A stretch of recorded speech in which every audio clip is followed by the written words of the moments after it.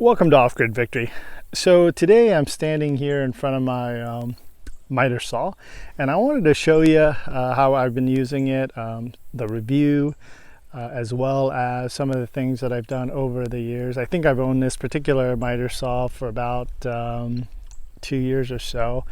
And we do live off-grid, so it's been treated not so well, you know, in terms of the humidity. I kept it in a one of those plastic lifetime sheds, so it wasn't in one of our shipping containers. It wasn't in a well or vented or non-humid condition. It was basically left you know, slightly protected from the elements in terms of the rain and such, but still exposed to the outside air, you know, hot, cold, freezing, all sorts of stuff. But I wanted to review it because the motor itself has been pretty good. I've had no problems or issues with it, but I did have some minor issues with it that I want to talk about, and the value overall.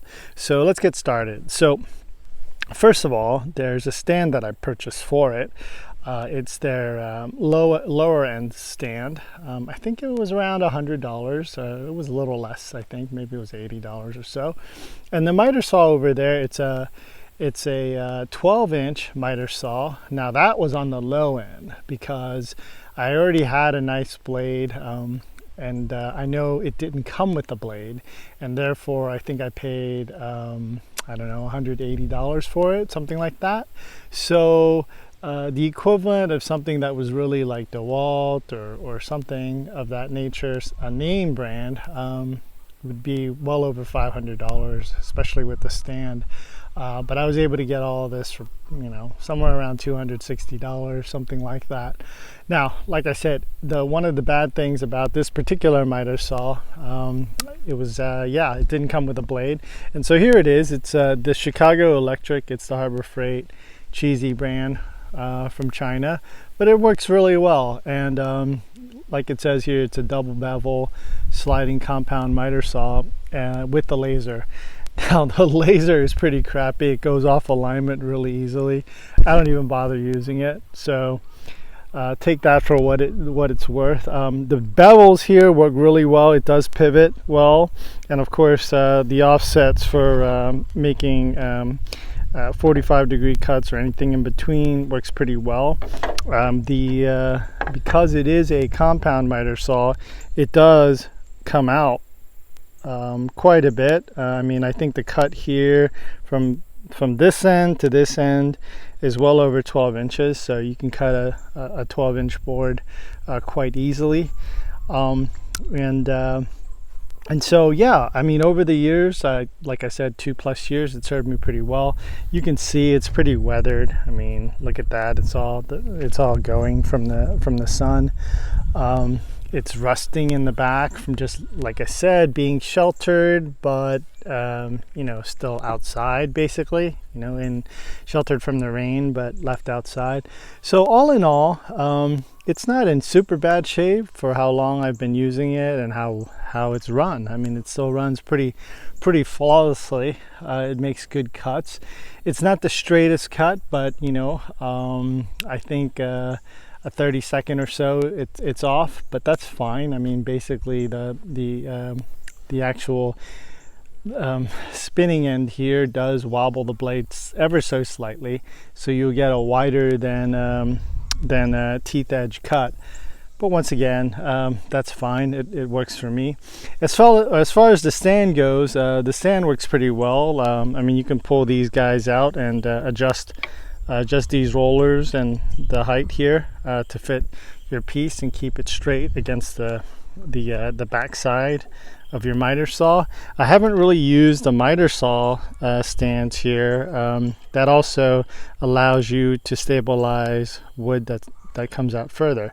But the main modification, and I guess kind of the drawbacks with this particular miter saw I want to show you is here. And so the weakest point of this miter saw is right here. There used to be a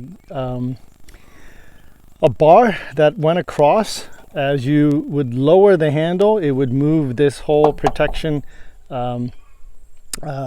of the blade guard back as you drop down this miter saw to make the cut, so it protected your hands. Well, that thing failed. So over the years, I've tried epoxying it, did all sorts of shenanigans to get it to work. I almost got so frustrated that I wanted to take this whole guard off. But clearly you don't want to do that because of the potential dangers of working with the saw without a guard. So this is a modification I wanted to show you. All I did was make sure that there was enough cutting distance here for something like a 2x4. This isn't a 2x4, but you can kind of see that there's a little bit more space.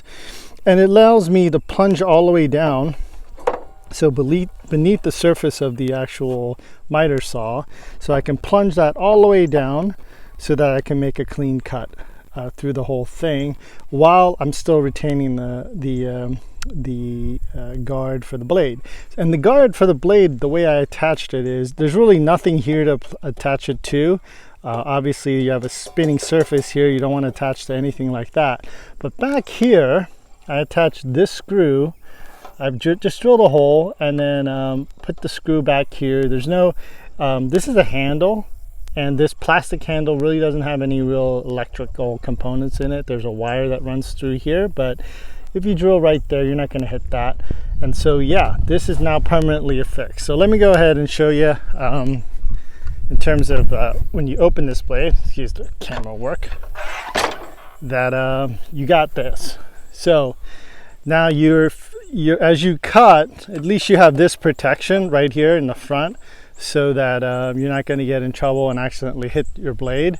You still have to be pretty cautious though. I mean, obviously this blade doesn't go all the way down to here, which it would normally do when you would have the blade guard functioning, but that blade guard broke well over a year ago, and so this is the modification I had to do.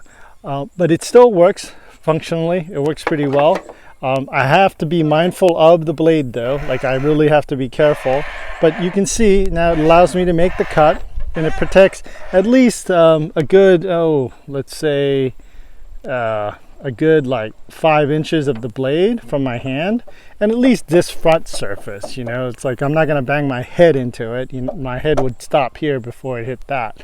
So in that sense, I'm not going to do anything that foolish.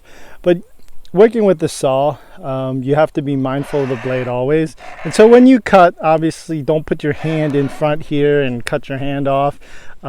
Just like chopping and dicing food, you want to keep your fingertips curled in. You want to keep your thumb out of the way when you're holding stock. You know, cut like that, or like this, or like that. Don't cut like that, or you know, like that. You know, try to keep your fingers curled in.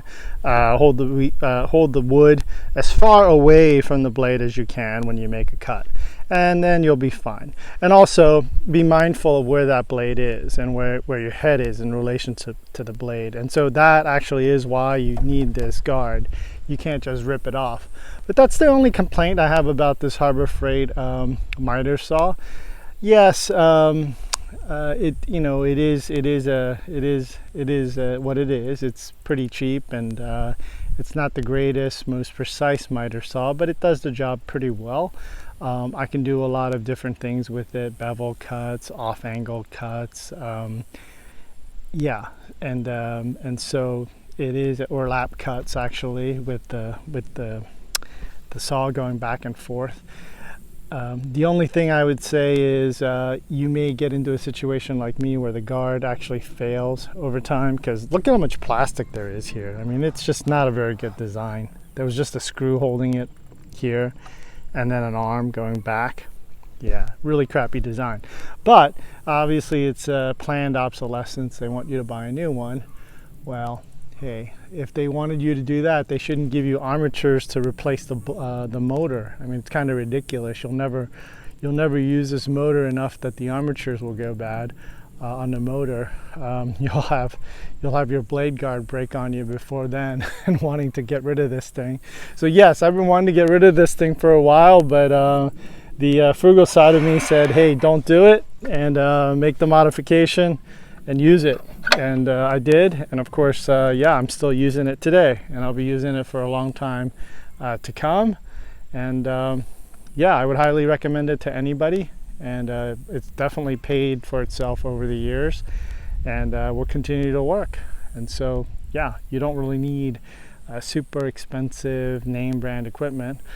If you do want to splurge, though, I must say, yeah, get a good blade. Get a good blade, DeWalt, you know, fine, whatever. Maybe even the Diablo. Oh, well, the devil, I guess. Those blades are decent too. But at any rate, yeah, do that. But the Harbor Freight miter saw, the compound miter saw, I would highly recommend. But just know that that guard will break on you. Even the newer models. I even looked at the Hercules brand. I think that they're using on the high end.